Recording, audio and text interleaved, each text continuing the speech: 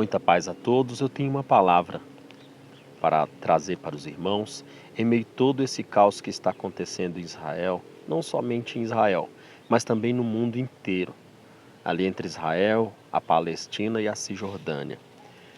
Primeiro, Israel, ele é a mudança do nome de um homem que se chamava Jacó, filho de outro homem chamado Isaac.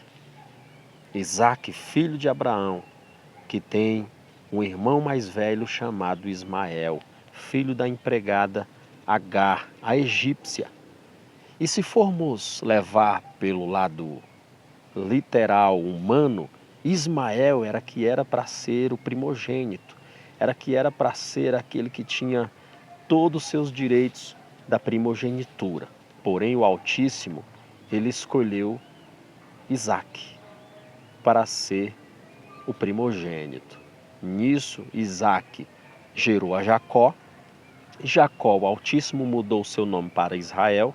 E Israel vem os seus filhos, dos seus filhos, a linhagem prosperou, cresceu e se tornou o país qual conhecemos, Israel. Mas por trás desse pequeno trecho que eu contei para vocês, há uma história muito grande a ser estudada, não somente por mim, mas para todos os que estão me ouvindo, que estudem a história de Israel por completo, para que vocês possam ter uma compreensão maior do que as autoridades televisíveis passam para vocês.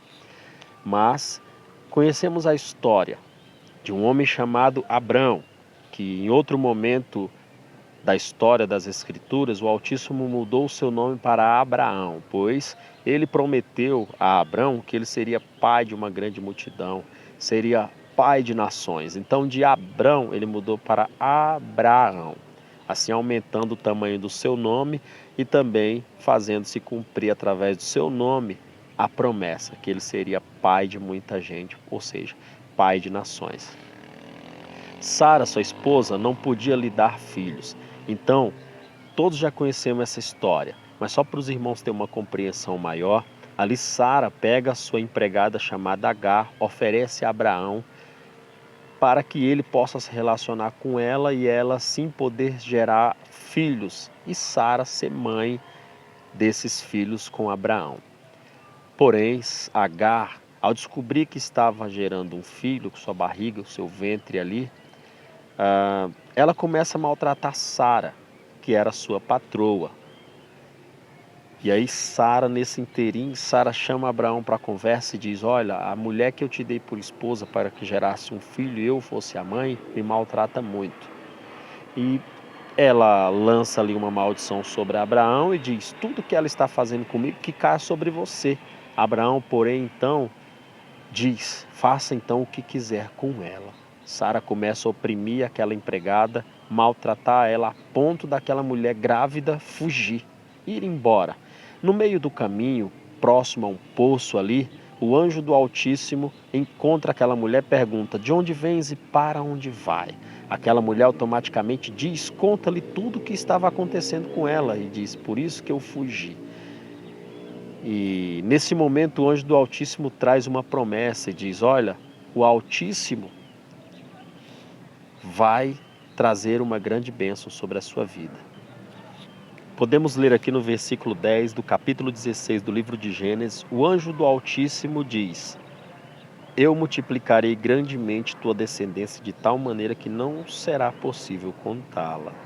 E o anjo do Altíssimo conclui: estás grávida e darás luz a um filho, e lhe darás o nome Ismael, porquanto Iau te socorreu em teu sofrimento. Versículo 12 diz assim: eu peço aqui perdão aos irmãos pelo barulho, porque eu não estou gravando dentro da minha casa. Eu estou gravando aqui fora. Mas vamos lá, recapitulando aqui. Versículo de número 12 do capítulo 16 diz: contudo, ele será como um jumento selvagem do deserto. Ele lutará contra todos, e todos guerrearão contra ele. Ele viverá em hostilidade contra todos os seus parentes. Entenderam por que Dessa promessa aqui, vocês já tiram a conclusão de que Israel ele não ataca o seu ali a, a Palestina. Israel não sai bombardeando a Palestina sem um motivo. Em toda a história já conhecemos que Israel não ataca a Palestina, a Cisjordânia, os árabes, ou o Irã, ou o Iraque, sem um motivo. Israel é de paz. Porém, a promessa do Altíssimo a Ismael era que ele seria como um jumento selvagem do deserto, ou seja, ninguém consegue domar aquele jumento do deserto, o jumento selvagem. Assim, ele está declarando: olha, ninguém vai dominar o seu filho Ismael, ele lutará contra todos e todos guerrearão contra ele. Então, isso é uma promessa aqui. Então, essa briga, essa guerra que sempre houve entre Israel, a Palestina, Iraque, Irã, pois se a promessa do Altíssimo para Ismael, para sua mãe ali naquele momento, que diz que Ismael seria uma grande nação, então abrange tudo, os árabes, Iraque, Irã, Palestina, Cisjordânia, todos ali são Ismael. E somente aquele pequeno povo, como diz as Escrituras, não temas ao bichinho de Jacó, só aquele povo ali pequeno, que é grande, é Israel. Então, se formos ver agora pelo mapa geográfico, todo Israel está cercado pelos seus irmãos, que, infelizmente, se tornaram seus inimigos. Então, se todos aqueles povos se reunissem agora e dissessem: vamos todos ao mesmo tempo atacar Israel, eles destruiriam. Porém, eles não destroem Israel, porque Israel é o filho da promessa, é o mais novo, mas é o da promessa. Assim como tem muitos que são os mais novos, mas são os filhos da promessa chamados para uma grande obra. Então Israel foi chamado para uma grande obra. Então só para que os irmãos entendam, essa luta, essa briga, esses bombardeiros, essas guerras que têm acontecido se arrastando entre Israel e Palestina, não é simplesmente somente por território, mas é uma briga de família, de sangue.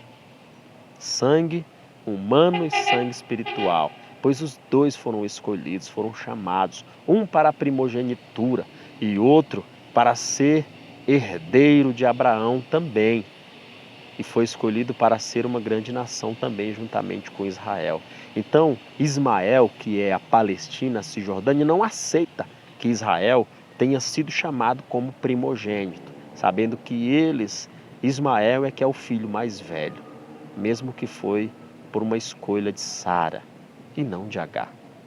Agar somente aceitou, porque era empregada, era serva, mas Sara foi quem deu ali a ideia dela se deitar com Abraão. Então, que o Altíssimo guarde essa palavra no coração de vocês, estudem, façam uma pesquisa sobre a verdadeira história de Israel. E assim vocês saberão que o motivo é esse, de herdeiros, irmãos. Os dois não poderiam viver em paz um do lado do outro, mas eles preferem disputar território, disputar a primogenitura até hoje. Guarde essa palavra no coração de vocês.